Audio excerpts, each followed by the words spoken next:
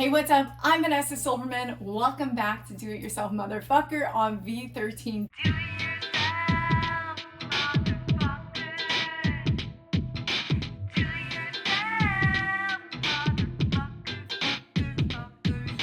Today's quick tips are all about understanding the difference between an ISRC and a UPC, these two codes. First off, I'm going to give a couple examples. Quickly, an ISRC stands for International Standard Recording Code. UPC stands for Universal Product Code.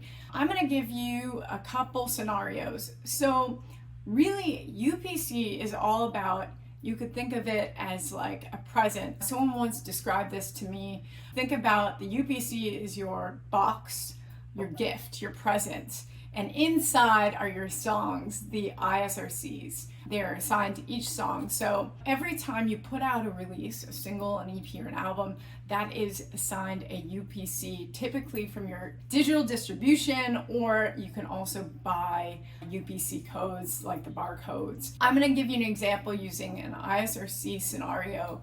Typically, when you release a single, let's say through CD Baby or TuneCore, oftentimes your distribution will assign you an ISRC code, or sometimes working with your mastering engineer, they also assign ISRC codes. And whatever that is, there is typically a spot on the back end where you enter that in.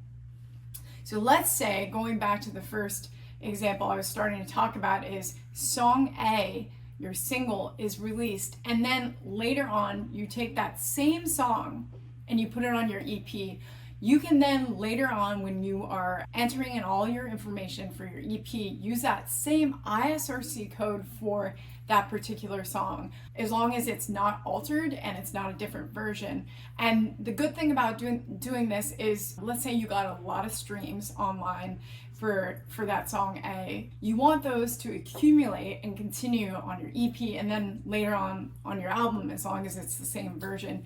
If it's a remix or there's something altered musically, you will have to get a new ISRC code for the song. But this is a couple of things that you can keep in mind. Like I said, oftentimes your digital distribution will supply these, but you can also look for them online. I highly recommend checking ISRC.com out. You can also research and look up UPC. I hope these tips have helped.